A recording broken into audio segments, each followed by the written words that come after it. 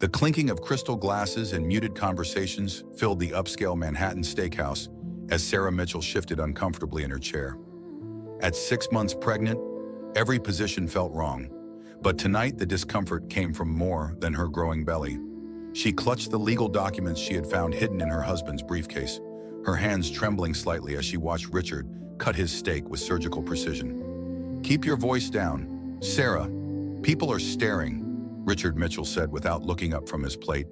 Even his whisper carried the commanding tone that had made him one of New York's most successful corporate attorneys and CEO of Mitchell Industries. Sarah glanced around the restaurant where they had celebrated their 5th wedding anniversary just last year. The same crystal chandeliers cast the same warm light over couples sharing intimate dinners. But tonight, everything felt different. Tonight, she held proof that her marriage was a lie. "These are divorce papers." "Richard," she said, her southern accent becoming more pronounced as it always did when she was upset. Growing up in Fairfield, Alabama, she had learned to speak softly, but tonight she was struggling to keep her voice steady. "I found them in your briefcase, along with the private investigator's report about me." Richard finally looked up, his gray eyes cold as winter steel. "Those papers are precautionary, nothing more. Standard legal protection for high net worth individuals. You're being dramatic." "Dramatic," Sarah felt her cheek flush. "There's a custody evaluation report in here. Richard, you've been having me followed for months, and I know about Jennifer." At the mention of his assistant's name, Richard's jaw tightened. He set down his knife and fork with deliberate care, the way he did everything calculated for maximum impact. "Jennifer is a professional colleague. If you're implying something inappropriate, you're mistaken." But Sarah had seen the credit card statements, the hotel charges, the unexplained business trips. 6 years of marriage had taught her to read the signs her millionaire ex-husband would soon become had been hiding from her. "I'm not stupid, Richard. I may have been naive when we met, but I'm not blind." She leaned forward, her voice dropping to a whisper. "I want to know why you married me. I want to know why you got me pregnant, and I want to know what this means." She slid a particular page across the table, one that had made her stomach turn when she read it. It detailed her background, her family history, information that seemed oddly focused on her mother's maiden name and her childhood in Alabama. Richard's face went white as he scanned the document. For a moment, his corporate mask slipped entirely. "Where did you get this? From your briefcase, along with everything else?" Sarah felt a strange calm settling over her, the same feeling she used to get before standardized tests when she was still teaching elementary school. "I want the truth, Richard, all of it." The silence stretched between them like a wire about to snap. Around them, other diners continued their conversations, oblivious to the drama unfolding at table 12. A waiter approached with water, but Richard waved him away with sharp irritation. "The truth," Richard's voice had gone dangerously quiet. "The truth is that you're an ungrateful woman who doesn't understand how good she has it. The truth is that without me, you'd still be teaching 3rd grade in some nowhere town, living paycheck to paycheck. At least I'd be living honestly." "Honestly," Richard laughed, but there was no humor in it. "You want to talk about honesty? You've been lying to yourself for 6 years, pretending this marriage was some fairy tale romance. You were a project, Sarah. An investment that's about to pay dividends." The words hit her like physical blows. Sarah felt the baby kick inside her, as if responding to her elevated heart rate. "What does that mean?" "It means that naive little school teacher act might work on everyone else, but I know exactly what you're worth, and it's not your charming southern manners." Sarah stared at him, seeing clearly for the first time the man she had married. Not the successful attorney who had swept her off her feet at a charity fundraiser, but someone calculating in cold. Someone who spoke about her like she was a business transaction. "You're talking about money?" she said slowly. "This is about money. Everything is about money, Sarah. Something you've never had to worry about because I've provided for you. But that's going to change." "Are you threatening me?" Richard leaned back in his chair, his corporate smile returning. "I'm explaining reality. You sign those papers, take the settlement I'm offering, and you walk away with enough money to raise our child comfortably. You fight me, and you'll discover just how expensive divorce can be. especially when there are questions about mental stability, pregnancy hormones, emotional outbursts, paranoid accusations about affairs. Very concerning behaviors for someone expecting to raise a child alone. Sarah felt something cold settle in her chest. This wasn't just about divorce. This was about custody, about control, about ensuring she could never escape or expose whatever game he had been playing. You can't do this. I can do whatever I need to do to protect my interests. And right now, my interests include making sure our child grows up understanding proper family values. The threat hung in the air between them. Sarah looked down at the documents again, her mind racing. There had to be something she was missing. Some piece of the puzzle that would explain why Richard had gone to such lengths to investigate her background, why he seemed to know things about her family that she had never told him. The private investigator report, she said suddenly. It mentions my mother's maiden name. Why would you need to know that? Richard's confidence flickered for just a moment. Standard background verification. For a marriage, Richard, we dated for 2 years before we got married. You met my stepfather. You knew my history. Why would you need to investigate my mother's family? You're overthinking this. My mother died when I was 17. Her family wasn't part of my life. Why would you care about the Blackstone name at the mention of Blackstone? Richard went completely still. Sarah watched his face, seeing fear replace calculation for the first time in their marriage. Richard, what is the Blackstone name to you? Instead of answering, he reached across the table and grabbed her wrist, his grip tight enough to bruise. Listen to me very carefully. Sarah, there are things about your family that you don't understand, things that are better left buried. If you know what's good for you and our baby, you'll sign those papers and disappear quietly. Sarah tried to pull her wrist free, but his grip tightened. You're hurting me. I'm trying to protect you from making a mistake you can't undo. By forcing me to sign divorce papers, by threatening to take my baby, by keeping you away from people who will destroy you. The conversation was spiraling into territory Sarah didn't understand. She looked around the restaurant, hoping to catch someone's attention, but Richard's body blocked her from view of most other diners. Let go of me, Richard. Not until you promise me you'll stop digging into things that don't concern you. My family concerns me. Your family is me and our baby. Nothing else matters. Sarah felt a surge of anger unlike anything she had ever experienced. All the years of subtle criticism, of being made to feel small and grateful, of having her opinions dismissed as emotional or naive, crystallized into a moment of perfect clarity.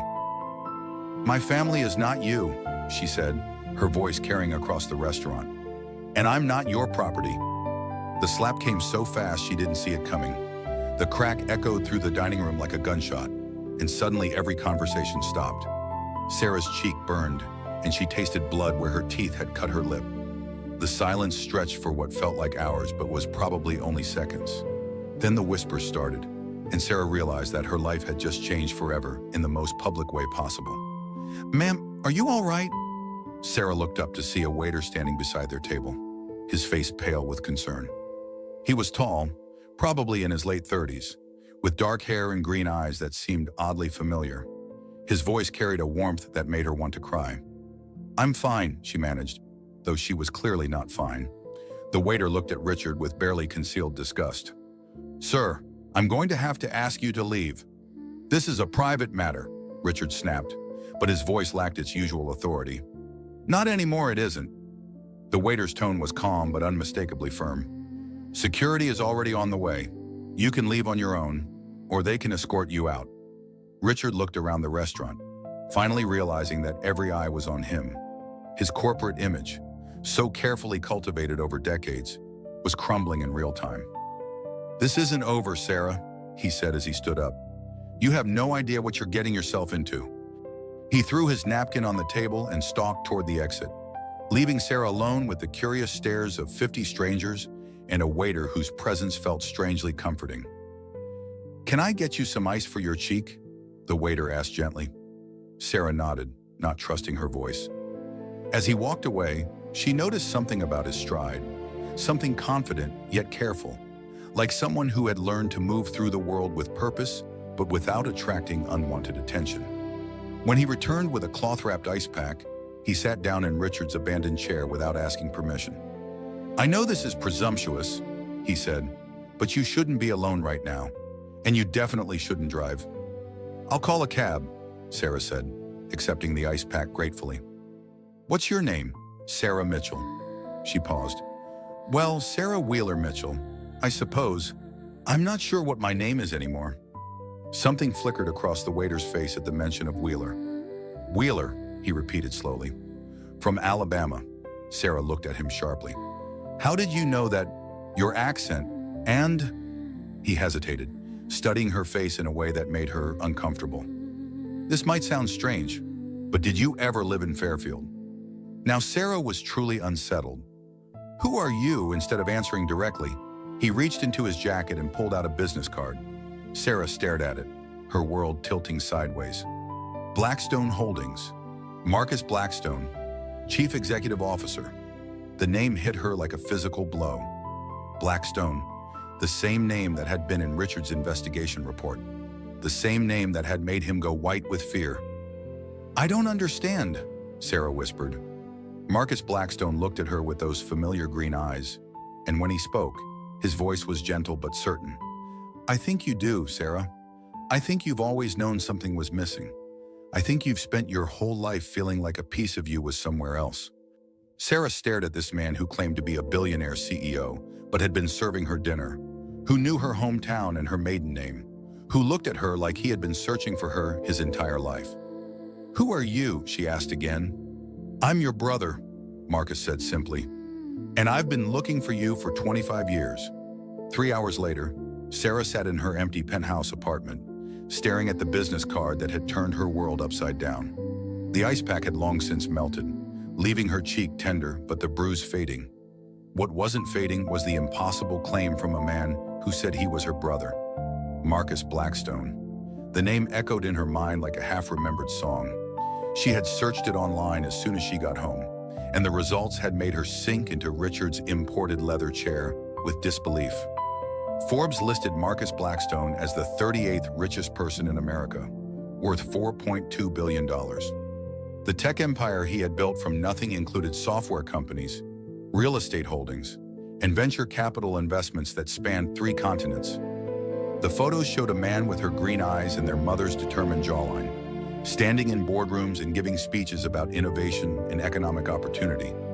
But what struck her most was something in his expression in every photo, something guarded yet hopeful, like someone who had achieved everything but was still searching for something specific. Her laptop sat open to a 2019 interview where he discussed growing up in foster care in Alabama after his mother disappeared when he was 13. He spoke carefully about overcoming abandonment, about channeling the pain of loss into business success, about the importance of family even when family wasn't traditional.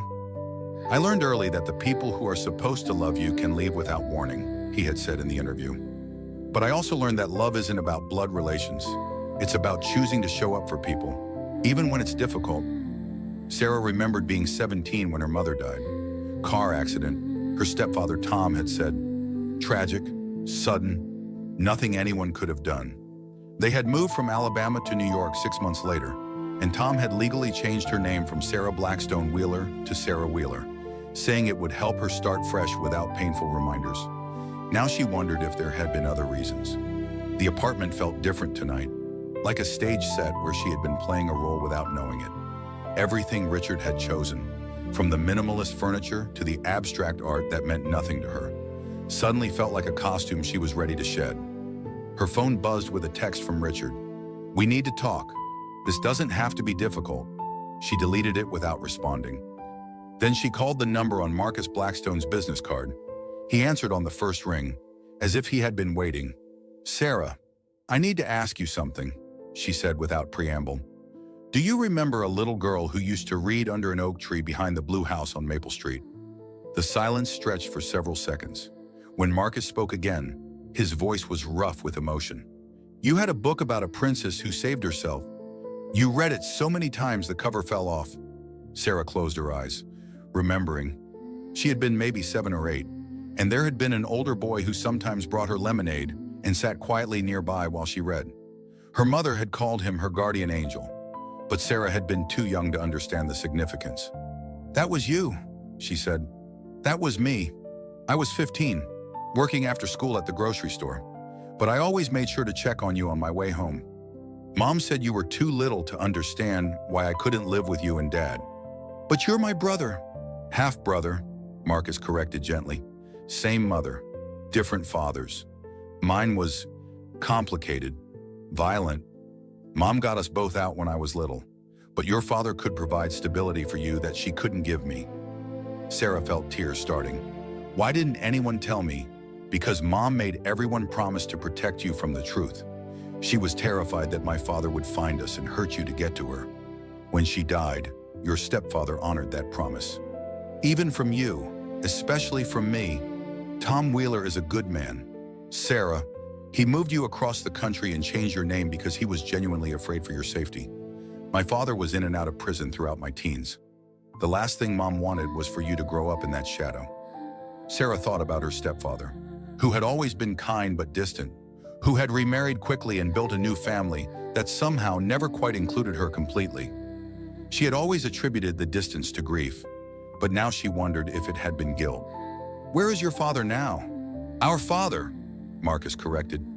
"He's serving life without parole for murder. Has been for 8 years." The words hit Sarah like ice water. Murder. "He killed a man who threatened me. Ironic, considering he was the biggest threat in my life for years. But that's a conversation for another time." Marcus paused. "The important thing is that he can't hurt you now. Can't hurt either of us." Sarah struggled to process this information. Her half-brother was a billionaire whose father was a convicted murderer, and she had found out about both facts in the same night her husband had slapped her in public and threatened to take her baby. "This is insane," she said aloud. "Which part? All of it? This morning I was married to a successful attorney and thought my biggest problem was postpartum depression. Tonight I discover my husband is planning to divorce me for reasons connected to a family I didn't know I had. And my brother is apparently one of the richest men in America." "Life has a way of revealing truths all at once," Marcus said. "The question is what you want to do with those truths." Sarah looked around the apartment that had never felt like home, thinking about the divorce papers and the threats and the way Richard's grip had left finger-shaped bruises on her wrist. "I want to understand what's happening to me. That's going to require some difficult conversations.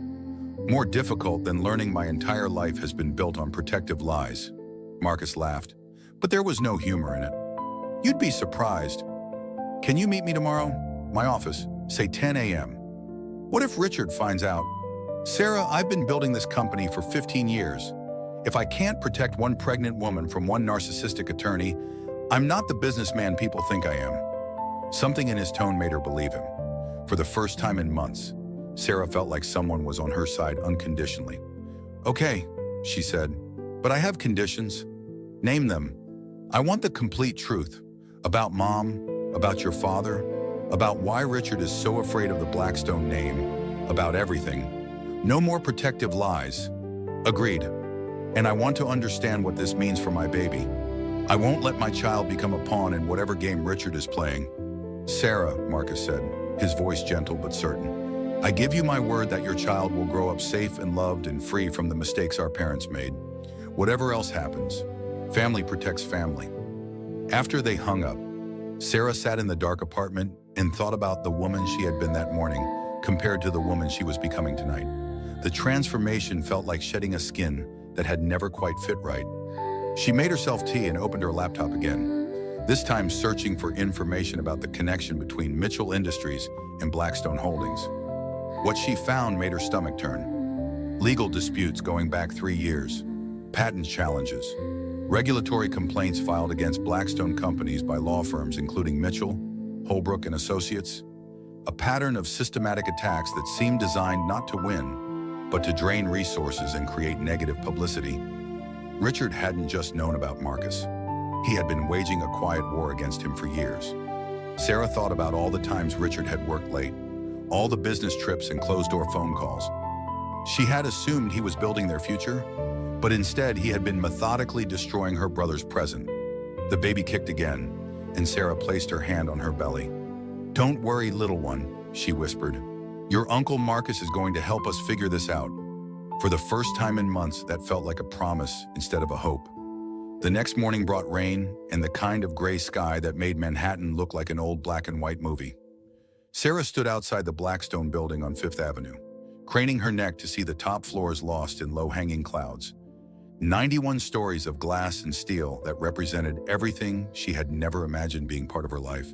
The lobby felt like a cathedral, all marble and soaring space designed to make visitors feel small. But when Sarah approached the security desk and gave her name, the guard's attitude shifted immediately from professional courtesy to genuine warmth. "Ms. Mitchell, Mr. Blackstone asked me to escort you personally. Right this way." The elevator ride to the 91st floor felt endless, but Sarah was grateful for the time to gather her thoughts. She had spent most of the night reading everything she could find about Marcus Blackstone, and the picture that emerged was of a man who had built an empire through ruthless intelligence and unwavering determination. But she had also found something else in the interviews and profiles, a thread of loneliness that ran through even his greatest successes. He spoke often about creating opportunities for other people and about the importance of second chances, about believing that anyone could overcome their circumstances with enough support and determination. Reading between the lines, Sarah suspected that Marcus had spent 15 years trying to save other people because he couldn't save himself from the pain of losing his family. The elevator doors opened to reveal a reception area that looked more like a living room than a corporate office. Comfortable seating, warm lighting, and walls lined with books instead of corporate awards. A woman in her 50s rose from behind a desk that looked more like an antique writing table. "Ms. Mitchell, I'm Helen, Mr. Blackstone's assistant. He's waiting for you." Marcus's office took up the entire corner of the building, with floor-to-ceiling windows offering a view of Central Park that made Sarah catch her breath. But what struck her most was how the space felt lived in rather than designed. Personal photos, comfortable furniture, a reading corner with a worn leather chair that looked like someone actually used it. Marcus stood with his back to the door, looking out at the park. When he turned, Sarah was struck again by how familiar his face was, how much he looked like their mother around the eyes. "Thank you for coming," he said simply. "Thank you for telling me the truth, or at least part of it." Marcus gestured to a seating area away from his desk, 2 chairs positioned to take advantage of the view. Between them sat a folder that Sarah suspected contained the rest of her story. "Coffee, water, Helen makes incredible tea if you prefer." "Actually, I'd like to start with this," Sarah said, pulling out a photograph she had found in her jewelry box that morning. It showed a young woman with dark hair and green eyes, holding a toddler while a slightly older boy stood beside them. "This is the only picture I have of our mother with both of us." Marcus took the photo with hands that weren't quite steady. "I remember this day. Mom had just bought you that dress with the pink flowers. You insisted on wearing it everywhere for a month. I don't remember the dress, but I remember feeling safe, like we were a real family. We were a real family, for a little while." Sarah settled into her chair, placing her hands on her belly as the baby shifted restlessly. "Tell me what happened. All of it." Marcus was quiet for a long moment, his fingers tracing the edge of the photograph. "Our father, Victor Blackstone, was what people politely call troubled. Alcoholic, violent, unable to hold a job for more than a few months at a time. Mom tried to make it work because she believed marriage was forever. But by the time I was 10, she was planning our escape. Both of us. That was the plan. She had been saving money, making contacts in other states, researching how to disappear completely. But Victor found out." Sarah felt her chest tighten. "What did he do? He beat me badly enough to put me in the hospital for a week. Told Mom that if she tried to leave with us, he would kill all 3 of us rather than let her take his children away." Children. You have to understand, Victor saw ownership where other people saw family.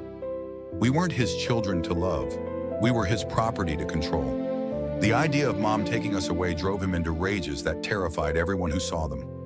Sarah thought about Richard's coldness, his casual threats about custody and mental stability. Different methods, perhaps, but the same fundamental view of women and children as possessions. "So Mom chose to save one of us rather than lose both," she said quietly. "She made the hardest decision any parent can make. She took you and ran, leaving me with promises that she would come back for me as soon as it was safe." "But it was never safe." Marcus shook his head. Victor spent 2 years looking for you, hired private investigators, put up reward money, even got some of his criminal friends involved. Mom lived in constant terror that he would find you and carry out his threats. What changed? I did. Marcus's voice went flat. When I turned 13, I was big enough and angry enough to fight back. Victor came home drunk one night and started in on me. But this time I hit him back, put him in the hospital with a broken jaw and 3 cracked ribs.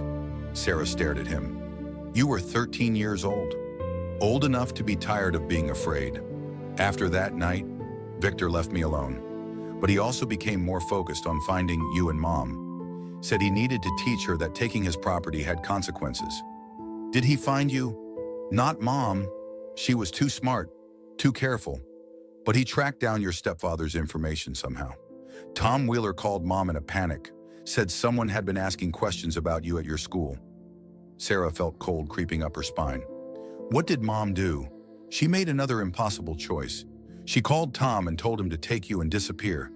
Change your name. Move across the country. Cut all ties with anyone who knew about your connection to Alabama. She told him that if Victor found you, he would use you to hurt her, and then he would kill all of you to cover his tracks. And Tom agreed. Tom loved you, really loved you, not the possessive way Victor understood love. He took you to New York, legally adopted you, gave you his name, and built you a life where Victor Blackstone could never reach you. Sarah felt tears starting. What about you and Mom? We agreed that the safest thing was for me to go into foster care. Mom would stay hidden until Victor gave up looking for you, and then we would figure out how to rebuild our family. But that never happened. Victor was arrested for assault 6 months later, and then again for robbery. He was in and out of prison for the next 4 years, always making threats about what he would do when he got out, always making it clear that finding you was his top priority. Sarah realized she was holding her breath. And then Mom died in that car accident when you were 17. Sudden, tragic, nothing anyone could have done. The way Marcus said it made Sarah look at him sharply. You don't believe it was an accident? I think Mom was exhausted from 5 years of hiding, 5 years of looking over her shoulder, 5 years of being separated from both her children.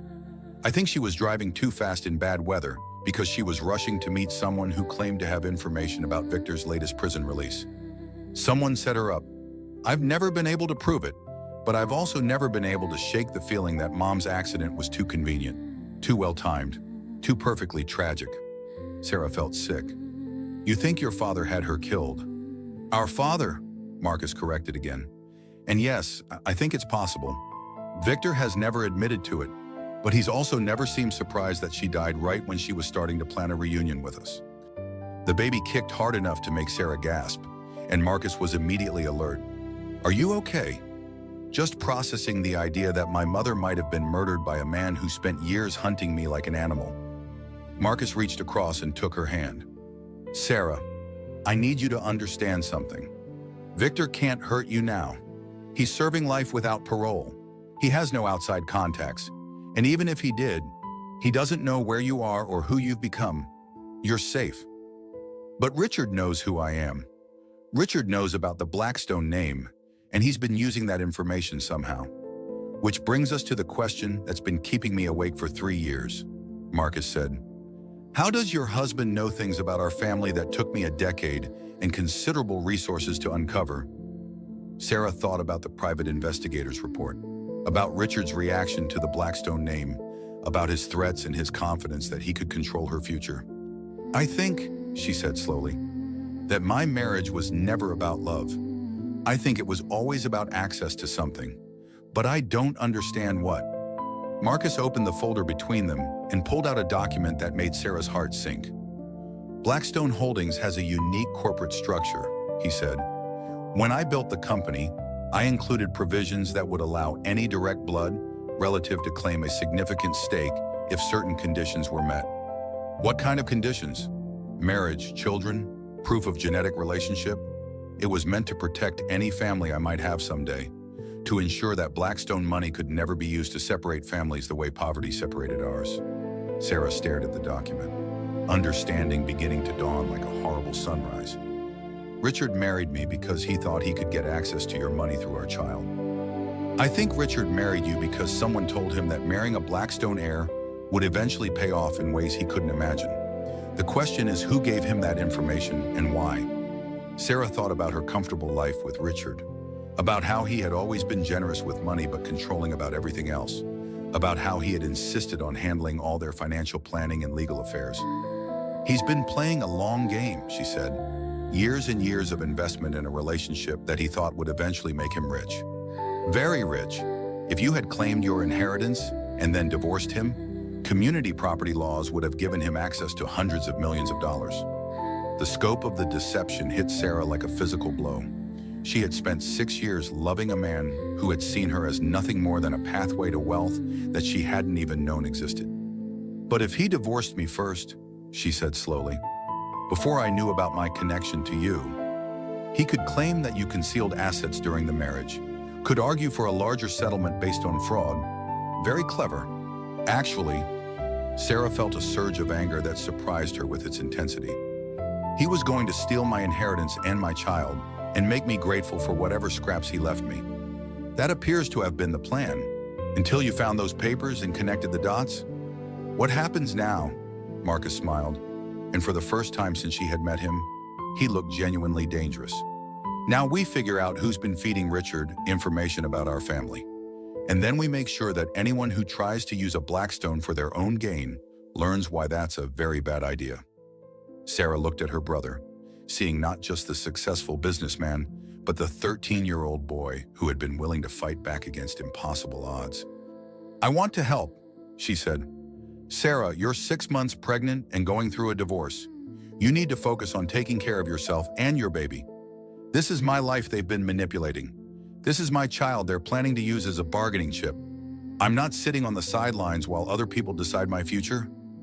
Marcus studied her face, and Sarah saw the moment he recognized something familiar in her expression.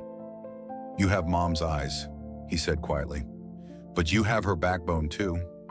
Okay, we do this together, but we do it smart, and we do it safe. What's the first step? The first step is moving you somewhere Richard can't find you while we figure out his next move. I have a place that's secure, comfortable, and completely private. I can't just disappear. I have doctor's appointments, responsibilities, all of which can be handled with better security and a lot more backup than you've had so far. Marcus leaned forward. Sarah, I've spent 25 years wondering what happened to my sister. I'm not losing you again because we underestimated what desperate people are willing to do. Sarah thought about Richard's threats, about his confidence that he could control her future, about the cold calculation in his eyes when he had slapped her. Okay, she said, but I want to understand everything. No more protective lies, no more decisions made for my own good. I want to know what we're dealing with and how we're going to handle it. Agreed, but first, I want you to meet someone who's been helping me search for you all these years. Someone who has some theories about how Richard got his information, a private investigator who specializes in corporate espionage and family reunification. Her name is Detective Maria Santos, and she thinks your husband's connection to our family goes back much further than either of us realized. As if summoned by her name, the office door opened and a woman in her 40s entered, carrying a thick file and wearing the kind of expression that suggested she had news no one was going to like. Ms. Mitchell, she said, we need to talk. Detective Maria Santos had the kind of presence that made people confess things they had never planned to tell anyone. Compact and efficient, with graying hair pulled back in a practical ponytail and eyes that missed nothing. She settled into the third chair in Marcus's office and opened her file with the care of someone handling evidence. Before we start, she said to Sarah, I need you to understand that what I'm about to tell you is going to change how you see everyone in your life. Are you sure you're ready for that? Sarah looked between Maria and Marcus, noting the tension in her brother's shoulders. I don't think I have a choice anymore. There's always a choice. You could walk away right now, take Marcus's offer of financial security, and build a quiet life somewhere far from all of this. Lots of people would consider that the smart move. Would you? Maria smiled, but it didn't reach her eyes. I've never been accused of being smart, but I have been accused of being thorough. She pulled out a photograph and placed it on the table. "Do you recognize this man?" Sarah looked at the picture and felt her world tilt sideways again. "That's my stepfather, Tom Wheeler. Taken 3 weeks ago outside Richard's office building." The implications hit Sarah like ice water. "Tom has been talking to Richard." "More than talking. According to my sources, Tom Wheeler has been providing Richard with detailed information about your family background for over 2 years." Sarah stared at the photograph, trying to reconcile the man who had raised her with the betrayal it represented. "That's impossible. Tom protected me from all of this. He moved us to New York, changed my name, built me a new life." "He did," Maria agreed. "And he's been terrified ever since that he made the wrong choice." Marcus leaned forward. "What do you mean Tom Wheeler has been carrying guilt about your mother's death for 25 years? He blames himself for not doing more to protect her, for not finding a way to keep your family together, for taking Sarah so far away that Maria died alone." Sarah felt tears starting. He never said anything. What could he say that he'd been second-guessing himself for decades, that he wondered if Maria would still be alive if he'd made different choices? Maria pulled out another document. 2 years ago, someone approached Tom with an interesting proposition. "Richard," Sarah said. "Actually, no. Someone claiming to represent Richard's interests, but working for a third party. They told Tom that they had located Marcus Blackstone and were working on a family reunion. They said they needed background information about Maria and Sarah to facilitate the process safely." Marcus's expression darkened. And Tom believed them. Tom wanted to believe them. He'd been watching Marcus's success for years, following his business career, hoping someday there would be a way to reconnect you with your sister without endangering anyone. When these people approached him with what seemed like a legitimate reunification effort, he saw it as a chance to finally do the right thing. Sarah felt sick. So he told them everything. Everything he knew. Your new name, your location, your marriage, your husband's career. He thought he was helping to heal your family. Instead, he was giving Richard ammunition to destroy it, Marcus said grimly. "It gets worse," Maria continued, "because once Tom started talking, these people kept coming back with more questions. About your mother's last days, about Victor Blackstone's threats, about the specific circumstances of Maria's death. Why would they care about that?" Maria exchanged a look with Marcus. "Because Victor Blackstone didn't stop being dangerous when he went to prison. He's been running a small but efficient criminal organization from inside, and his sons from his first marriage have been very interested in making sure no one challenges their claim to be his only heirs." Sarah felt the baby kick as her heart rate spiked. His sons. Victor had 2 sons before he met your mother. Professional criminals who've been waiting 25 years for him to die, so they can inherit whatever assets he managed to hide before his conviction. What assets? That's the million-dollar question. Literally. Maria pulled out another document. Victor Blackstone may have been a violent drunk, but he was also smart enough to hide significant money in accounts that no one has been able to locate. Money from years of organized crime activities that the FBI never recovered. Marcus was very still. How much money? Conservative estimates suggest somewhere between $10 and $50 million. Enough to make people very motivated to eliminate any potential competition for inheritance rights. Sarah realized she was having trouble breathing. Competition like me. Competition like you and any children you might have. Under Alabama inheritance law, Victor's biological children have equal claims to his estate, regardless of legitimacy or family relationships. So Richard wasn't just after Marcus's money. He was trying to position our baby to claim Victor's hidden assets too. Richard was playing multiple angles, Maria confirmed. Marry into the Blackstone family, gain access to Marcus's legitimate wealth, and eventually claim a share of Victor's criminal assets through his child's bloodline. Sarah looked at Marcus, seeing her own horror reflected in his expression. How many people are we dealing with? At minimum, Victor's 2 sons, whoever they're working with on the outside, Richard and his co-conspirators, and potentially some very unpleasant people who've been waiting decades to get paid back from Victor's hidden accounts. The scope of it was overwhelming. Sarah had thought she was dealing with one narcissistic husband and his extramarital affairs. Instead, she was caught in the middle of a multi-generational criminal conspiracy involving millions of dollars and people who had already demonstrated their willingness to kill. "What about Tom?" she asked quietly. Tom is genuinely remorseful and absolutely terrified, Maria said. Once he realized what he'd gotten you into, he tried to back out, but by then it was too late. They have enough information to destroy his life if he doesn't continue cooperating. We have to help him. We will, Marcus said firmly. But first we have to keep you safe.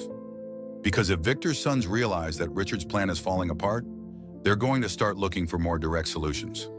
More direct than what? Maria and Marcus exchanged another look, and Sarah realized there was something else they hadn't told her. Maria, Marcus said quietly, show her the timeline. Maria reluctantly pulled out a final document. These are the dates of significant events in your family's story, cross-referenced with some interesting coincidences. Sarah scanned the timeline, her confusion growing. I don't understand what I'm looking at. Your mother's car accident happened 2 days after Victor's latest appeal was denied, Maria explained. Richard met you exactly 6 months after Marcus's company went public, making his wealth a matter of public record. Your stepfather was first approached by Richard's people within a week of Victor's sons being released from their latest prison sentences. You think this has all been planned for years? I think this has all been planned since the day your mother died, Marcus said grimly. I think Victor's sons have been watching our family for decades, waiting for the right moment to claim what they think belongs to them. And Richard just happened to be in the right place at the right time to help them. Or Richard has been working for them all along, Maria said. We're still trying to determine which scenario is more likely. Sarah felt overwhelmed by the complexity of the deception. So everyone in my life has been lying to me. My husband, my stepfather, maybe even people I haven't identified yet. Not everyone, Marcus said gently. Tom loved you and was trying to protect you, even when he made mistakes. And you have family now who will do whatever it takes to keep you safe. What does that mean? Practically speaking, Maria leaned forward. It means you disappear until we can neutralize the threats against you. New identity, secure location, 24-hour protection until your baby is born, and we've dealt with everyone who thinks they have a claim on your family. How long could that take? Months, maybe longer. Sarah thought about spending the rest of her pregnancy hidden away while other people fought battles in her name. The idea was both appealing and frustrating. What if I don't want to disappear? What if I want to fight back? Then you put yourself and your baby at risk, Marcus said bluntly. These people have already killed at least one person. Sarah, they won't hesitate to kill more if it serves their purposes. You really think they killed Mom? I think your mother's accident was awfully convenient for people who needed her to stop interfering with their long-term plans. Sarah placed her hands on her belly, feeling the baby's steady movements. For the first time, she understood that this wasn't just about her anymore. Whatever choices she made would affect an innocent child who deserved to grow up safe and free from the violence that had shaped both her and Marcus's childhood. Okay, she said finally, I'll disappear, but I want regular updates, and I want to say in how this gets resolved. I'm not spending the rest of my life looking over my shoulder because we were too scared to deal with the problem permanently. What are you suggesting? I'm suggesting that maybe it's time the Blackstone family stopped running from Victor's legacy and started fighting back. Marcus smiled, and Sarah saw something fierce and determined in his expression. Now you're talking like a Blackstone, he said. The safe house Marcus had arranged turned out to be a sprawling estate in the Hamptons, complete with a private beach, state-of-the-art security, and a staff that seemed to anticipate Sarah's every need before she knew she had them. It should have felt like paradise, but after 3 weeks of luxury and isolation, Sarah was ready to climb the walls. You're pacing again, Doctor, Elizabeth Hartman observed from her chair by the fireplace. The obstetrician Marcus had hired made house calls twice a week, partly for Sarah's medical care, and partly because she was one of the few people cleared for access to the property. I'm pregnant, not an invalid, Sarah replied, continuing her circuit around the living room. And I'm going crazy with all this sitting around while other people handle my life. Your brother is trying to protect you. My brother is trying to control a situation that's been out of control for 25 years. There's a difference. Doctor, Hartman closed her medical chart and studied Sarah with the kind of attention that made her feel like a specimen under a microscope. Tell me about the nightmares. Sarah paused mid-pace. She had been having the same dream for weeks now. variations on a theme that always ended with her mother driving through a storm, calling Sarah's name as her car skidded toward an inevitable collision. They're just stress dreams, anxiety about the situation. Trauma responses can manifest in many ways, especially during pregnancy. The hormonal changes, combined with the emotional upheaval you've experienced, create a perfect storm for psychological processing. You think I'm having a breakdown? I think you're having a completely normal response to discovering that your entire life has been built on lies and deception. The question is whether you're going to let that trauma define your future, or whether you're going to take control of your own narrative. Sarah sank into the chair across from Dr. Hartman, finally admitting how exhausted she felt. I don't know how to take control when I don't understand what I'm fighting. Then maybe it's time to stop fighting other people's battles and start fighting for what you want. What do you mean? You're here because your brother wants to protect you from people who want to use you. But what do you want, Sarah?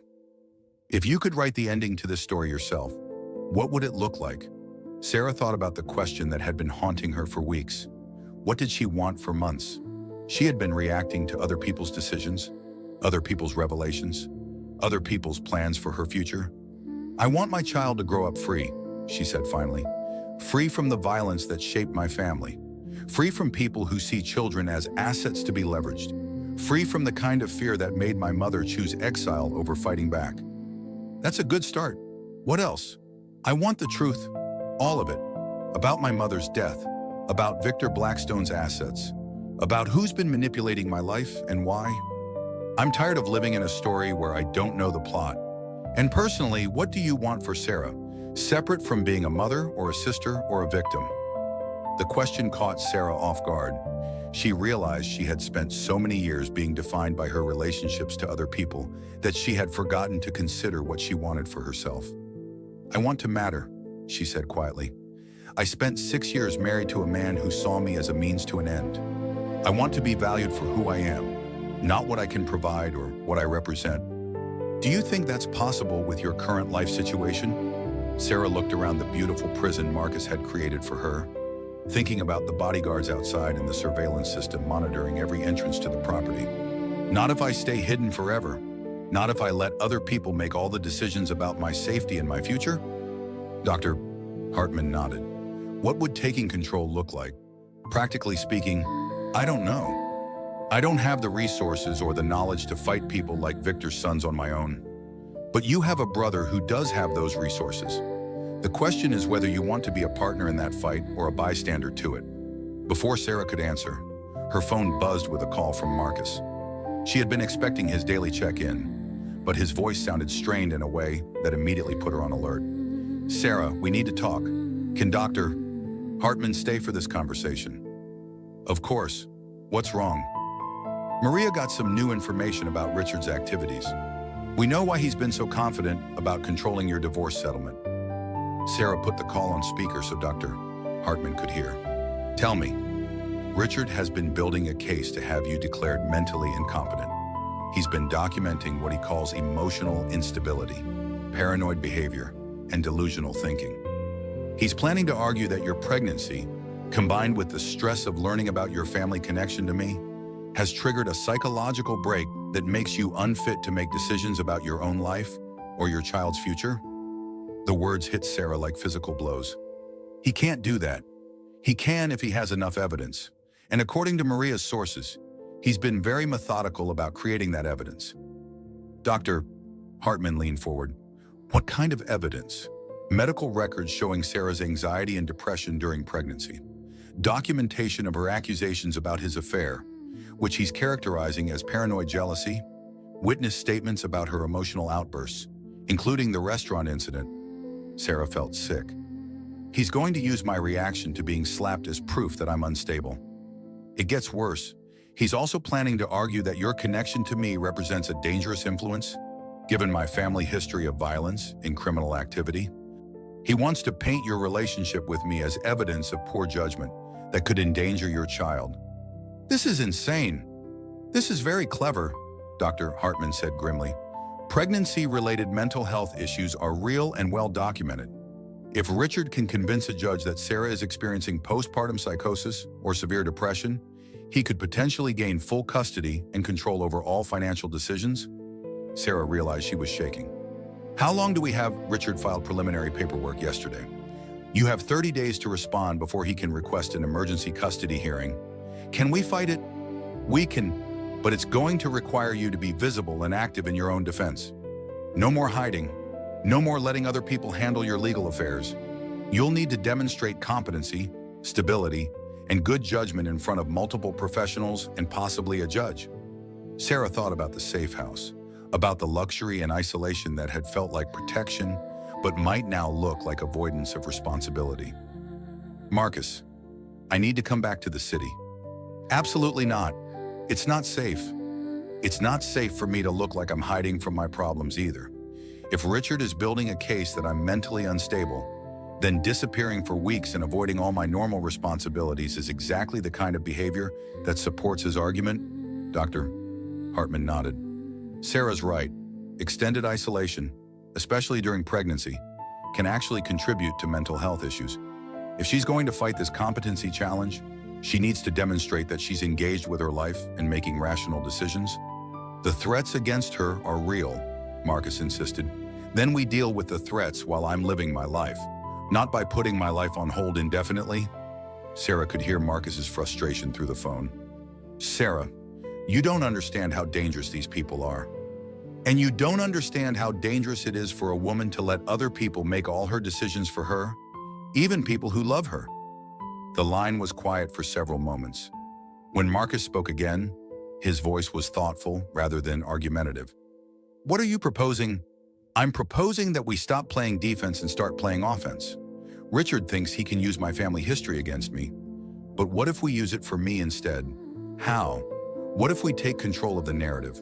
What if instead of hiding from the Blackstone legacy, we embrace it and use it to expose everyone who's been trying to exploit it? Dr. Hartman looked intrigued. Go on. Marcus, you've spent 15 years building a business empire based on the idea that anyone can overcome their circumstances. I've spent my whole life not knowing I had circumstances to overcome. What if we tell that story publicly? You want to go public with all of this. I want to take away Richard's ability to control the narrative about my mental state and my judgment. Instead of letting him paint me as an unstable woman who can't handle the truth about her family, what if I tell the story of a woman who discovered she had a brother and chose to fight for her family instead of running from it? Marcus was quiet for a long moment. That's incredibly risky. Sarah, once this story is public, there's no taking it back. Once Richard files his competency case, there's no taking it back anyway. At least this way, I get to tell my own story instead of having it told for me. What about the threats? What about Victor's sons and the people who've been manipulating your life? What about them? They've been operating in shadows for 25 years, counting on secrecy and fear to give them power. What happens to that power when everything is public? When the FBI and the media and the entire world are watching to see what happens to the Blackstone family? Dr. Hartman smiled. That's not the reasoning of an unstable woman. That's the reasoning of someone who understands exactly what she's up against and has chosen to fight back strategically. Marcus, I need to come home. I need to be part of this fight, not a bystander to it. And I need to do it in a way that demonstrates competency and good judgment, not fear and avoidance. The line was quiet for so long that Sarah wondered if the call had dropped. When Marcus finally spoke, his voice carried a note she had never heard before pride. Okay, sister, let's go to war. Sarah's return to Manhattan felt like stepping into a different world, one where her name had acquired weight and meaning she was still learning to understand.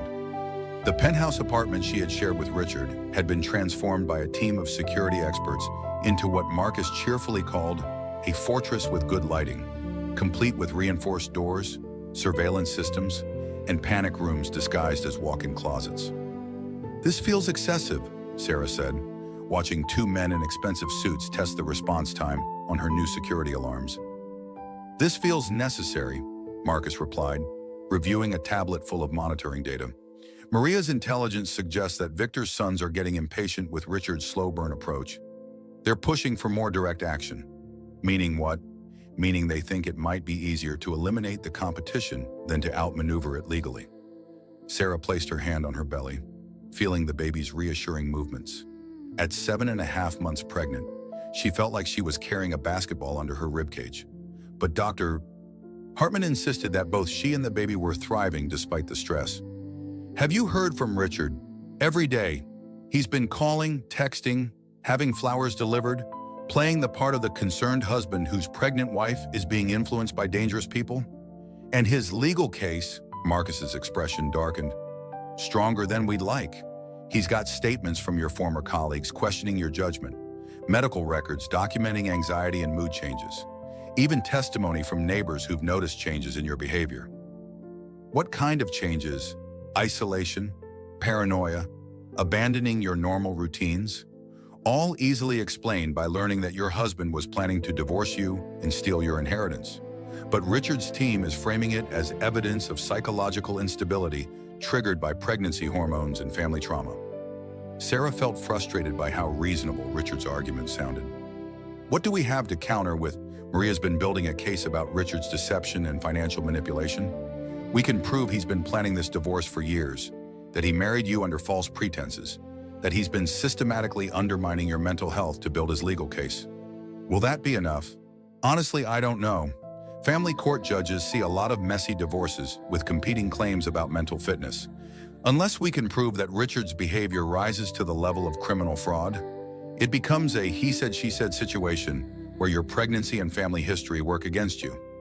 Sarah looked around the apartment that no longer felt like home, thinking about the public narrative strategy she had proposed at the safe house. What if we don't wait for family court? What if we take this public first? I've been thinking about that. There are risks. Everything has risks. What are the benefits? Marcus pulled up a chair, settling in for what she recognized as one of his strategic planning sessions. The benefits are significant. If we control the timing and framing of this story, we can potentially neutralize several threats at once. How first? We take away Richard's ability to claim you're having a psychological break by demonstrating that you're lucid, articulate, and making rational decisions about your family and your future. Sarah nodded. What else? Second, we force Victor's sons out of the shadows. Right now, they're operating through intermediaries and proxies, which gives them deniability. If the FBI starts investigating their connection to this situation publicly, they either have to retreat or escalate in ways that expose them to prosecution. And third, we potentially protect other people who might be targeted in the future. If this story becomes public, it becomes much harder for people to use similar tactics against other victims. Sarah felt something crystallizing in her mind, a sense of purpose that had been building for weeks. I want to do it, but I want to do it right. What does that mean? I want to tell the complete story, not just about Richard's manipulation or Victor's criminal legacy, but about the cost of family secrets and the importance of women taking control of their own narratives. Marcus looked intrigued. Go on. How many women are trapped in marriages with narcissistic abusers because they don't have the resources or support to fight back? How many families are destroyed by secrets that are kept to protect people, but end up isolating them instead? You want to make this bigger than just our situation? I want to make this meaningful beyond just our situation. If I'm going to put my life and my baby's future on the line, I want it to matter for more than just winning a custody battle. Before Marcus could respond, Sarah's phone rang with a call from an unknown number. She almost declined it, but something made her answer. Hello, Sarah. It's Tom. Her stepfather's voice sounded older and more fragile than she remembered. Sarah felt a complex mix of love, anger, and sadness hearing from the man who had raised her, but also betrayed her trust. Tom, where are you? Somewhere safe. I hope. I need to see you. Sarah, there are things I need to tell you, things I should have said years ago. Sarah looked at Marcus, who was already signaling their security team. What kind of things? Things about your mother's last days, things about why I really moved you to New York, things about the people who've been asking questions about you. Tom, are you in danger? We all are, sweetheart. More than you know. Can you meet me? Sarah felt torn between her love for the man who had been her father for 25 years and her awareness that he might be compromised or being used by their enemies. Tom, I need you to know that I forgive you for talking to Richard's people. I understand why you did it. The silence on the line stretched long enough that Sarah wondered if he was crying. You always were too generous, Sarah, too willing to see the best in people. That's what made you such a wonderful teacher, but it's also what made you vulnerable to people like Richard. What do you mean, people like Richard? I mean people who study their targets, who learn exactly what buttons to push and what vulnerabilities to exploit. Sarah, Richard didn't meet you by accident at that charity fundraiser. He was hunting you. Sarah felt cold spreading through her chest. Hunting me how? He'd been tracking you for months before you met, learning your schedule, your interests, your emotional weak points, the charity work, the elementary school teaching, your tendency to help people even when it cost you. How do you know this? Because the people who approached me about providing information about your family showed me photos. Sarah, photos of you going to work, going to the grocery store, going to your book club. They'd been watching you for a long time before Richard ever introduced himself. Sarah realized she was shaking. The fairy tale romance she had believed in, the charming attorney who had swept her off her feet with his attention and generosity, had been an elaborate stalking operation. Tom, where are you? We need to get you somewhere safe and debrief everything you know. I'm not sure anywhere is safe anymore. They know I've been talking to you and Marcus. They know I'm not going to cooperate anymore. Who is they, exactly? People who think Victor Blackstone's money belongs to them. People who've been waiting 25 years to collect on debts that your father owed before he went to prison? Sarah felt the baby kick hard, responding to her elevated stress levels. Tom, listen to me carefully. I want you to go to the nearest police station and ask for protective custody. Tell them you have information about organized crime and that your life is in danger. Sarah, do it now, Tom. Please, I can't lose you too. The line went dead, leaving Sarah staring at her phone with a terrible sense of foreboding. Marcus was already on his phone with Maria, coordinating efforts to locate Tom and assess his safety. But Sarah was thinking about something else, something that crystallized her resolve about going public with their story. Marcus, she said when he finished his call, how quickly can we arrange a press conference? Why?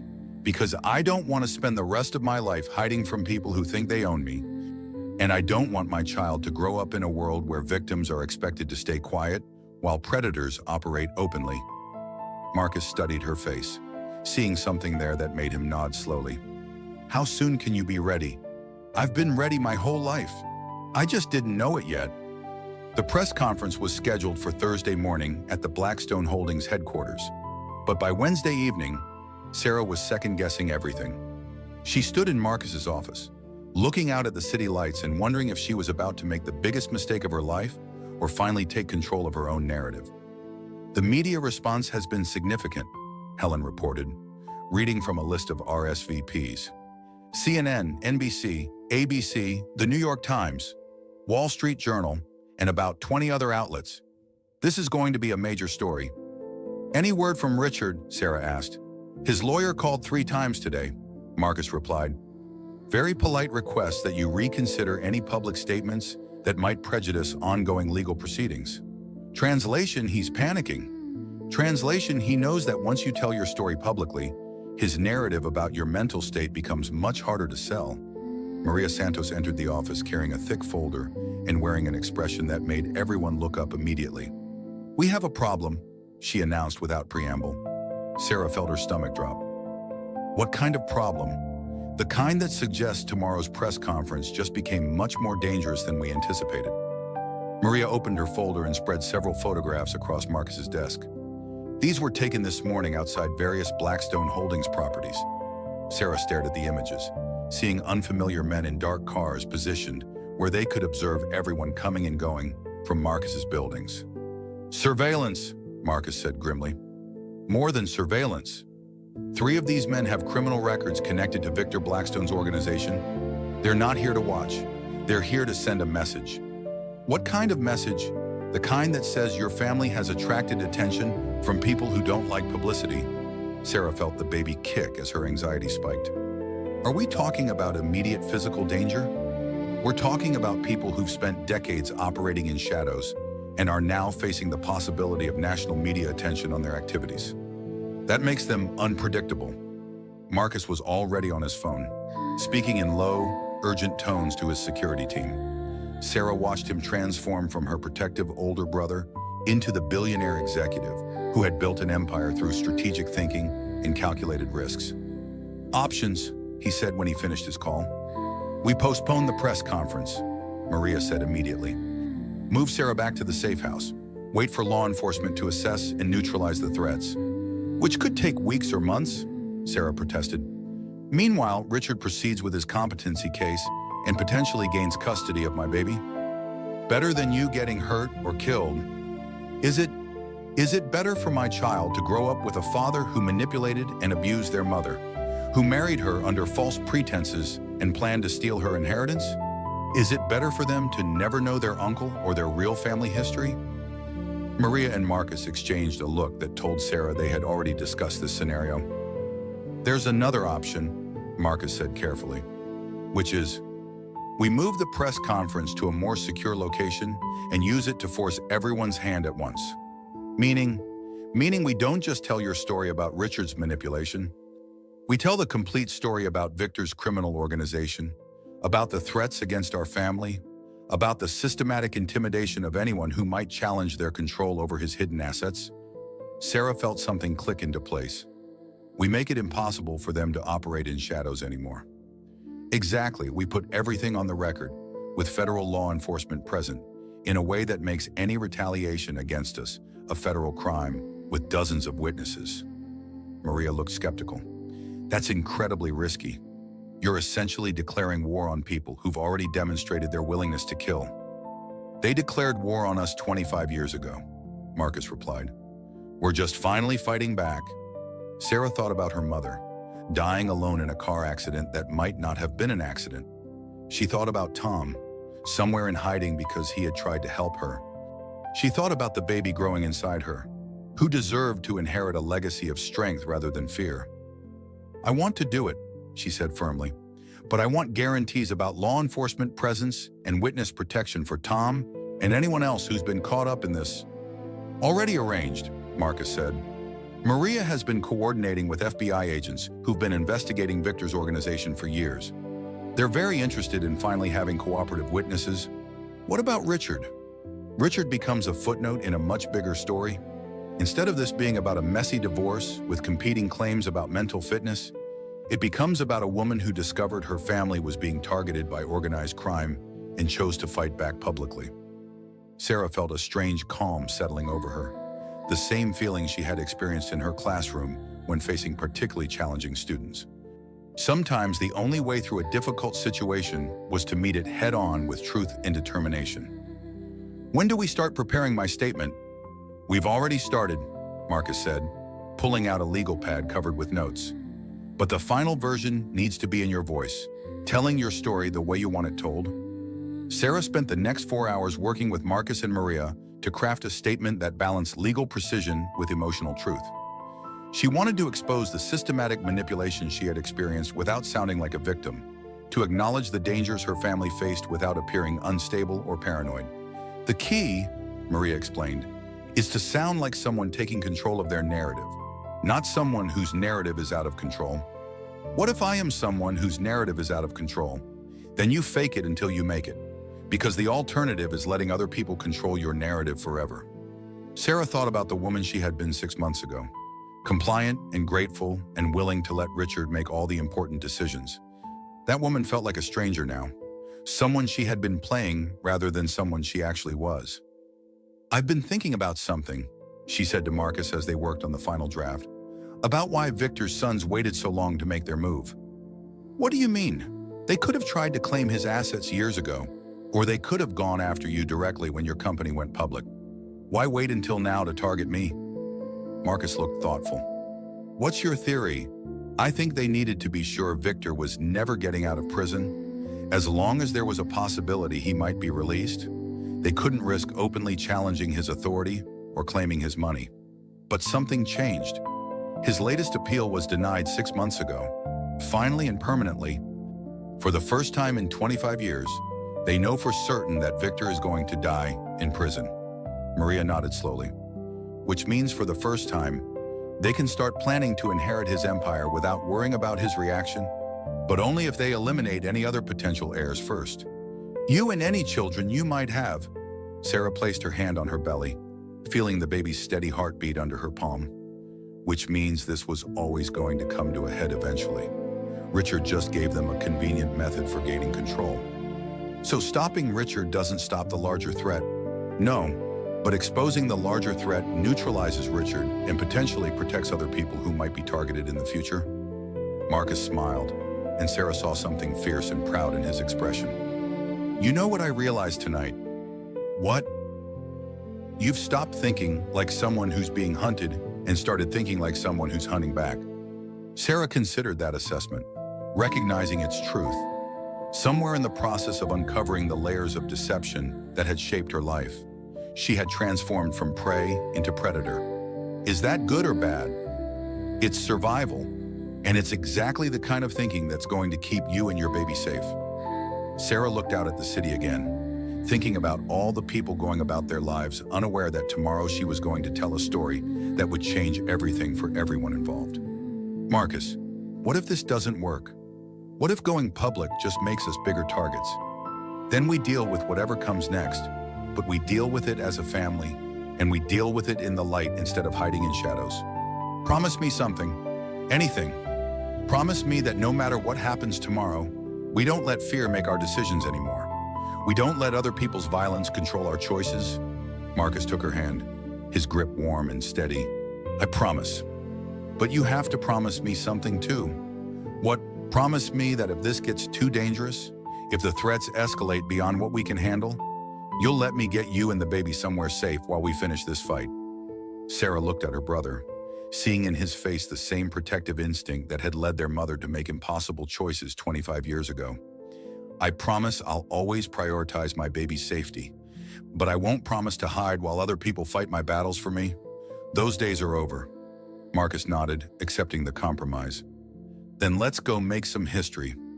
Thursday morning dawned gray and cold, with the kind of persistent drizzle that made Manhattan look like a noir film.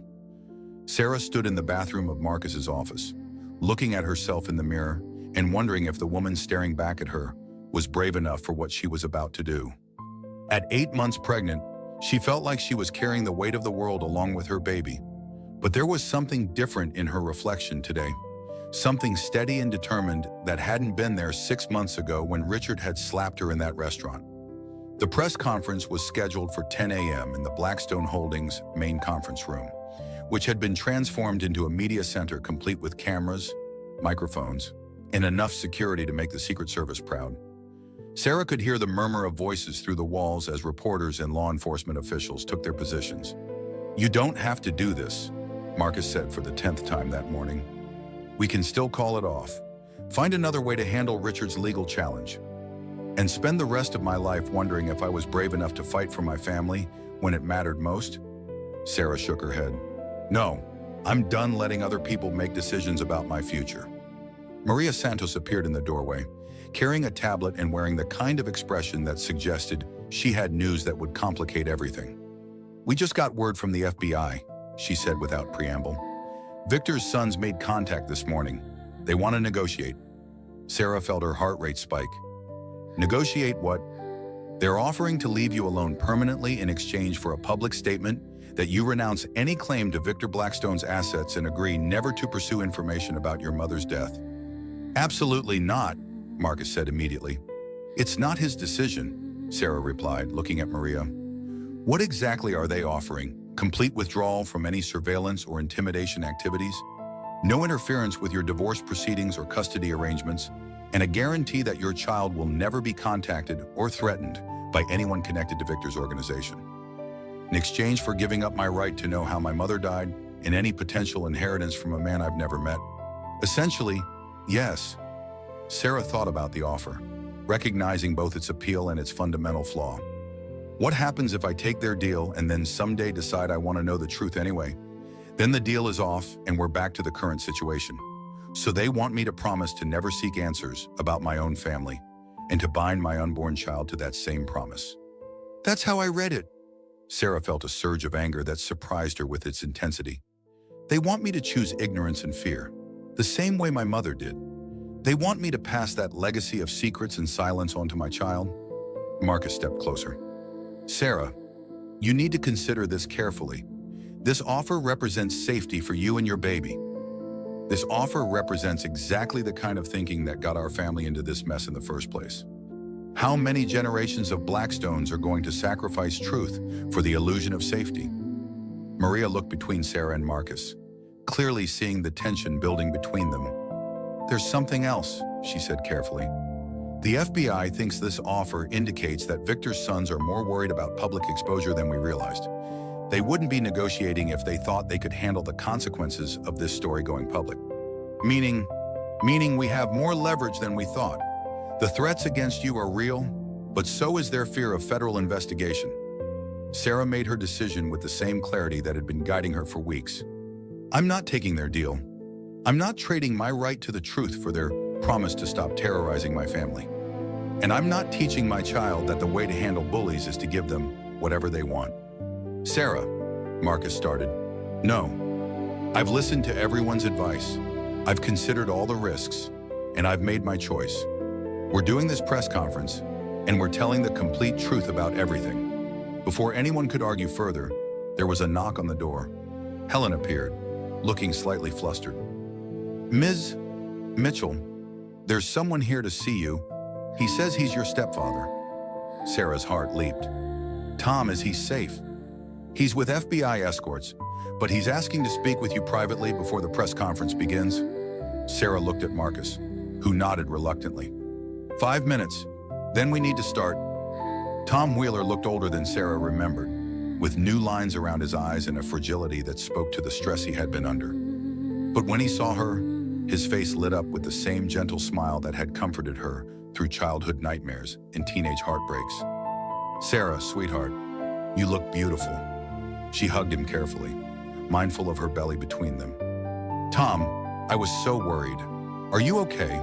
"I'm safe now, thanks to your brother's security team. But I needed to see you before you do this thing. Needed to tell you some things that might change how you want to handle the situation." "What kind of things?"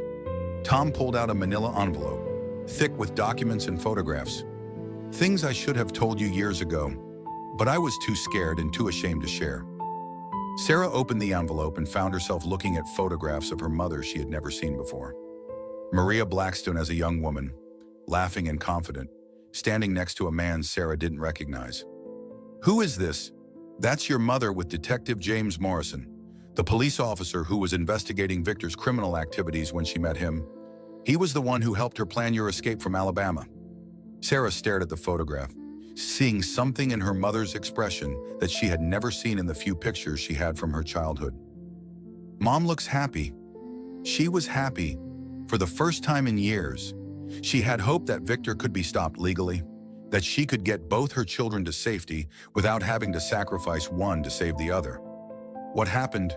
Detective Morrison was killed in what was officially ruled a robbery gone wrong. Shot 3 times outside his apartment. Wallet missing. Case closed. But Maria never believed it was random. Sarah felt cold spreading through her chest. She thought Victor had him killed.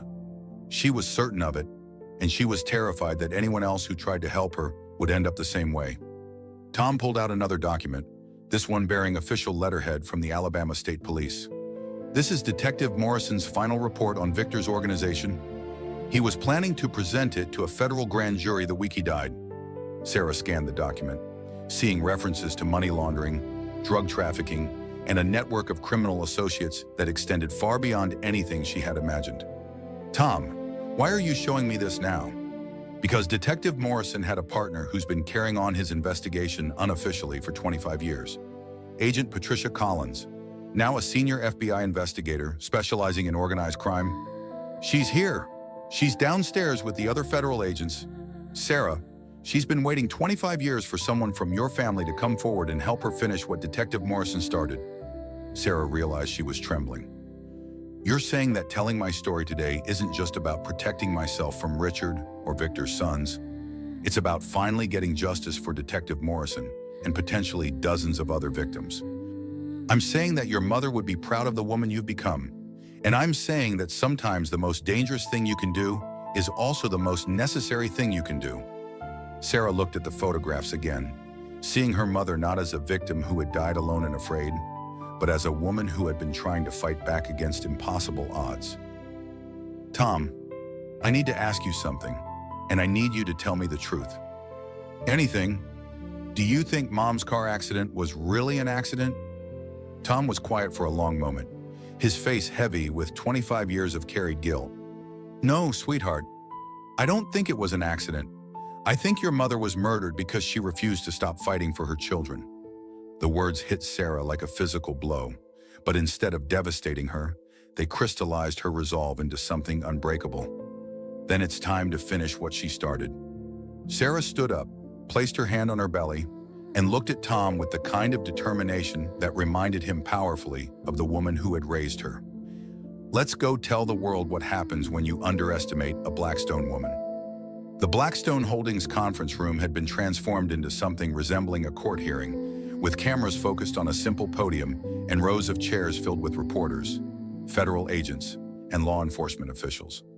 Sarah stood behind the podium, looking out at faces that would carry her story to millions of people, and felt a strange calm settle over her.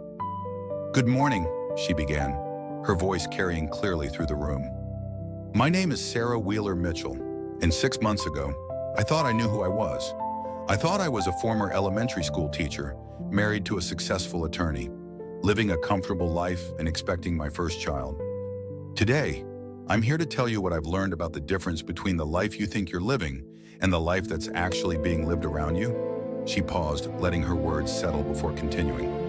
"I'm here to talk about systematic deception, financial manipulation, and the way that women are often treated as assets to be acquired rather than people to be respected. I'm here to talk about family secrets that were meant to protect but ended up isolating, and about the courage it takes to choose truth over safety." Sarah looked directly into the main camera, thinking about all the women watching who might recognize pieces of their own stories in hers.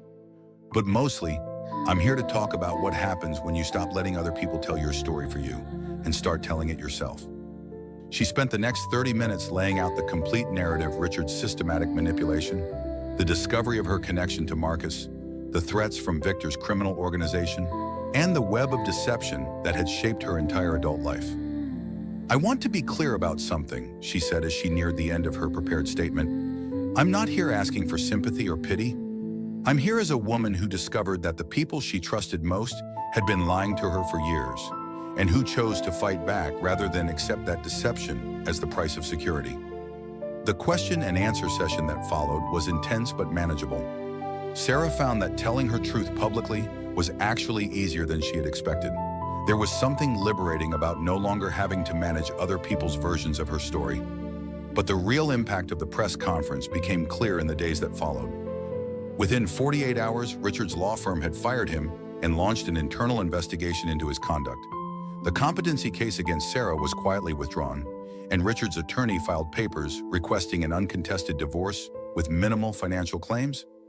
"He's trying to minimize his exposure," Maria explained as they reviewed the legal documents. "He knows that his manipulation tactics are now on public record, and he can't afford to have them examined more closely in family court." "What about the threats from Victor's sons?" "Radio silence. Agent Collins thinks they've decided that the attention on their activities makes it too risky to continue targeting you." Sarah felt a complex mix of relief and anticlimax. "So it's over? The immediate threats are neutralized, but there's more." Marcus entered the room carrying a folder thick with legal documents. "The FBI's investigation into Victor's organization has uncovered enough evidence to bring federal charges against 12 people, including Victor's sons. Agent Collins thinks they'll be able to close cases that have been open for decades, including Detective Morrison's murder. Potentially, they found financial records that show payments to the man who killed him, payments that can be traced back to Victor's accounts." Sarah felt tears starting. Mom was right. She was murdered for trying to protect us. She was murdered for refusing to let violent men control her family's future, Marcus corrected gently. "And because she fought back, we now have the evidence to make sure the people responsible face justice." "What about Victor himself?" "He dies in prison either way, but now his legacy will be federal convictions for his organization rather than criminal mythology about his hidden assets. Sarah thought about the woman in those photographs Tom had shown her, the mother who had died trying to protect her children from a violence she couldn't escape. "I want to do something," she said suddenly. "What? I want to start a foundation, something that helps women escape manipulative relationships and provides legal support for people trying to uncover family secrets that affect their safety." Marcus smiled. "How much money are you thinking?" "However much it takes. I want to use my inheritance from Victor's confiscated assets, if there are any, and whatever settlement I get from Richard's financial manipulation. I want to turn this whole nightmare into something that helps other people." "What would you call it?" Sarah thought about her mother's courage, about Detective Morrison's dedication, about all the women whose stories might never be told publicly, but who deserve support in their private battles. The Maria Morrison Foundation, after both of them, for truth and justice and the idea that no one should have to choose between safety and honesty. 6 weeks later, Sarah gave birth to a daughter she named Maria Rose Mitchell Blackstone, honoring both her mother and the new family she had claimed. Marcus was in the delivery room, crying harder than the baby, transformed by the experience of watching new life enter a world that finally felt safe. "She's perfect," he whispered, holding his niece with the careful awe of someone who had never expected to be an uncle. "She's a Blackstone," Sarah replied, exhausted but triumphant. "She's going to change the world." The foundation's first meeting took place in the Blackstone Holdings conference room where Sarah had told her story to the world. 30 women attended, all survivors of various forms of domestic manipulation, all working to rebuild their lives with truth instead of secrets. "I used to think that family was something that happened to you," Sarah told the group as little Maria slept peacefully in her carrier. "But I've learned that real family is something you choose, something you build, something you fight for. And sometimes the family you choose is stronger than the family you're born into." The women in the room nodded, recognizing their own journeys in her words. "We're here because we refuse to let other people's definitions of love and family limit our understanding of what's possible. We're here because we chose truth over comfort, justice over security, and our own voices over other people's narratives."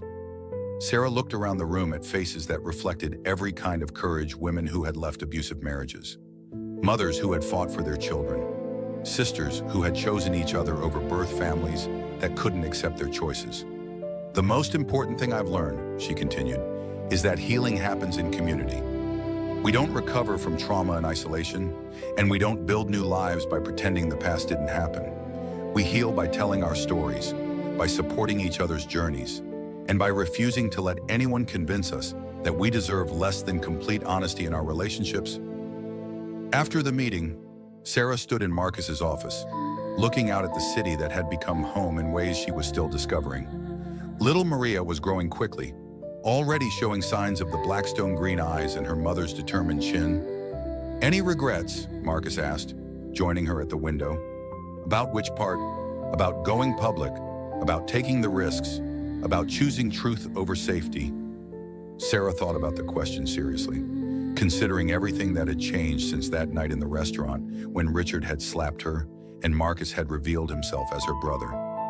"I regret that it took me 37 years to understand that I had choices," she said finally. "I regret that Mom died thinking she had to protect us by staying separated. I regret that there are women out there right now living the life I was living 6 months ago, thinking they have to accept manipulation and control as the price of security. But you don't regret the fight itself." "No, the fight was the first honest thing that happened to me in years." Marcus nodded. "What's next?" Sarah looked down at her sleeping daughter, thinking about the world she wanted Maria to inherit. "Next, we keep fighting. We keep telling the truth. We keep supporting women who are finding their voices, and we keep building the kind of family that Mom dreamed of, but didn't live to see." "Sounds like a plan. Sounds like a legacy." Sarah placed her hand on the window, looking out at the city full of people living their own complicated stories, fighting their own battles for truth and safety and love. For the first time in her life, she felt like she was exactly where she belonged. 1 year later, Sarah stood in the same Manhattan restaurant where her life had changed forever. But this time she was there for the Maria Morrison Foundation's first annual fundraising dinner.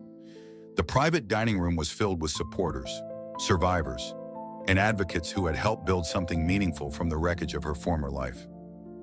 It feels different being here, Marcus observed, joining her near the window where they could watch the early spring rain painting the city in soft gray tones. Everything feels different, Sarah replied, adjusting 10-month-old Maria on her hip. The baby was alert and curious, reaching for everything within her grasp, with a kind of fearless determination that reminded Sarah powerfully of her mother. But good different, honest different. The evening's program was simple but powerful testimonials from women whose lives had been changed by the Foundation's legal support and counseling services, updates on the federal cases that had resulted from Sarah's testimony, and a presentation about expanded services planned for the coming year. But for Sarah, the most meaningful moment came when Agent Patricia Collins approached her during the cocktail hour. "Miss Mitchell, I wanted to thank you personally," the FBI investigator said, her voice carrying the weight of 25 years of patient investigation. "Because of your courage in coming forward, we were finally able to close Detective Morrison's case. His family has been waiting decades for answers. Was it really Victor who ordered his murder? We'll never be able to prove it directly, since Victor refuses to cooperate with any investigations. But we have enough evidence to convict the people who carried out his orders, and we've traced financial transfers that connect the murder to Victor's organization." Sarah felt tears starting. Mom was right to be afraid. Your mother was a brave woman who was trying to protect her children from a level of violence that most people can't imagine, but she was also fighting that battle alone, without resources or support systems. Unlike me, unlike you, the difference between your story and your mother's story is that you had a brother who could provide security and resources, and you lived in a time when women's voices are more likely to be believed and supported.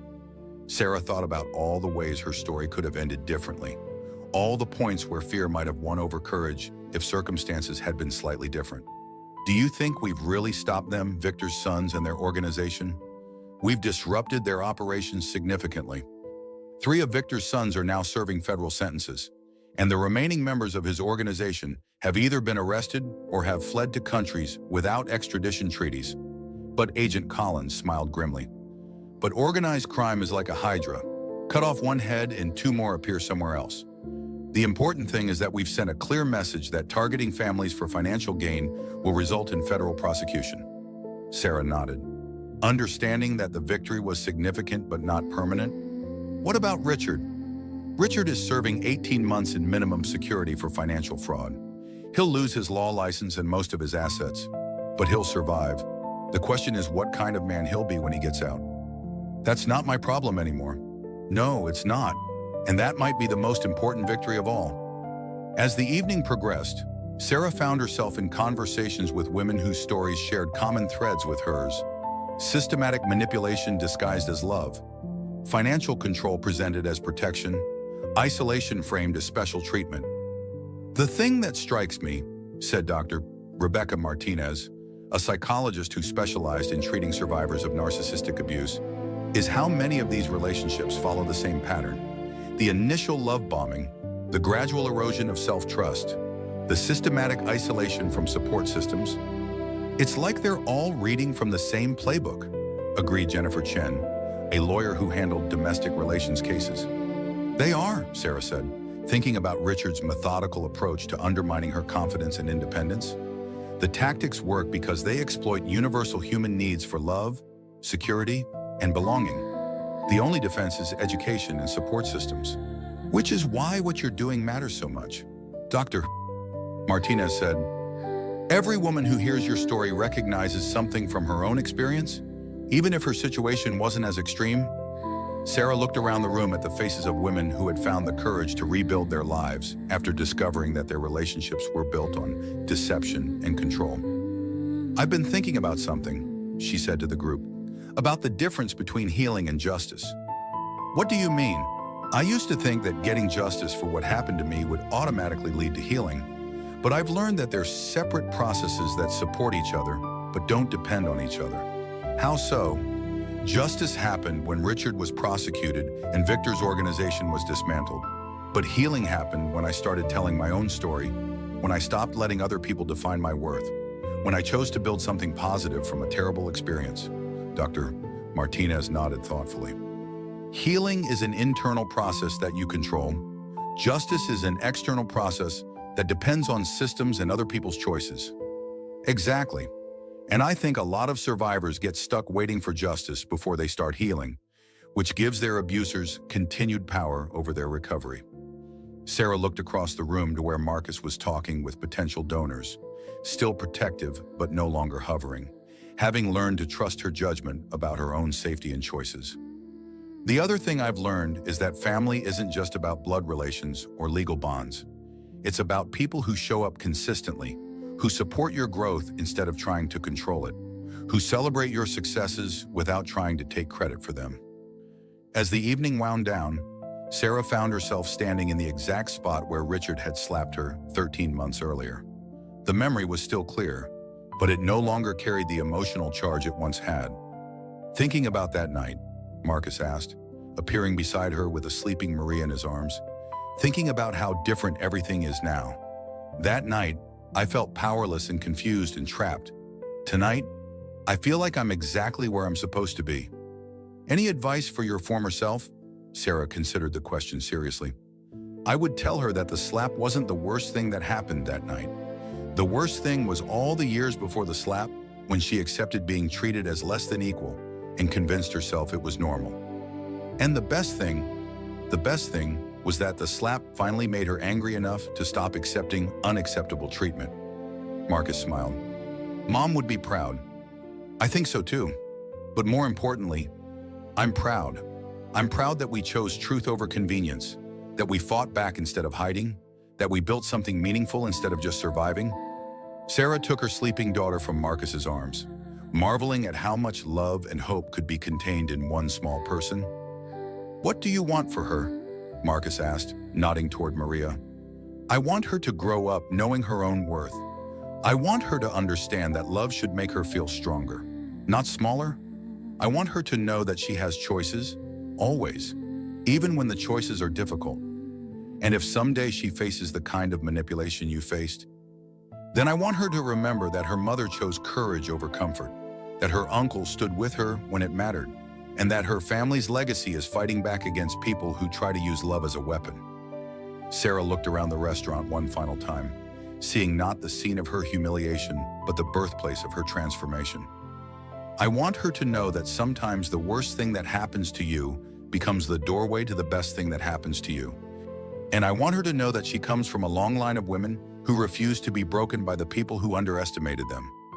As they prepared to leave, Sarah noticed that their waiter for the evening was the same young man who had served them the night everything changed. He approached their table with a warm smile. Miss Mitchell, I just wanted to say that I followed your story in the news, and I want you to know that watching your courage that night inspired me to finally leave an abusive relationship I'd been trapped in for years. Sarah felt tears starting. I'm so glad you're safe now. I am, and I'm applying to law school next fall. I want to help other people the way your foundation helped me find legal support. After he walked away, Marcus shook his head in amazement. You realize that your story has rippled out in ways you'll never fully know. Right people you've never met have made different choices because you chose to speak publicly about what happened to you. Sarah looked down at Maria, who was stirring sleepily in her arms, and thought about the world her daughter would inherit. That's the thing about truth, she said softly. Once you start telling it, it has a life of its own. It spreads and grows and changes things in ways you never expected. Any regrets about that? Sarah thought about the quiet life she might have lived if she had accepted Richard's divorce terms and disappeared quietly. Safe, perhaps, but also small and built on the foundation of other people's lies. No regrets, she said firmly.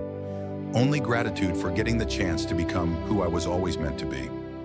As they walked out into the spring evening, Sarah felt the weight of the year's transformation settling into something like peace. She had lost a marriage that was built on deception, but she had gained a family that was built on truth. She had given up the illusion of security, but she had found the reality of strength.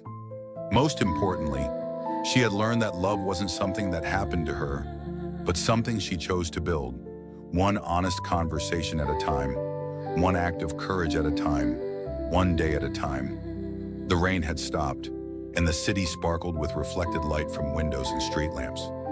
Sarah adjusted Maria's blanket and walked toward her new life with her brother beside her and her future in her arms.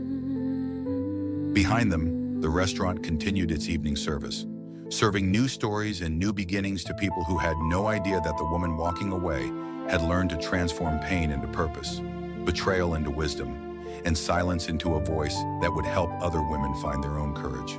Sarah Wheeler. Mitchell Blackstone had come full circle, but the circle was wider now, stronger now, and built on the kind of truth that could withstand any storm.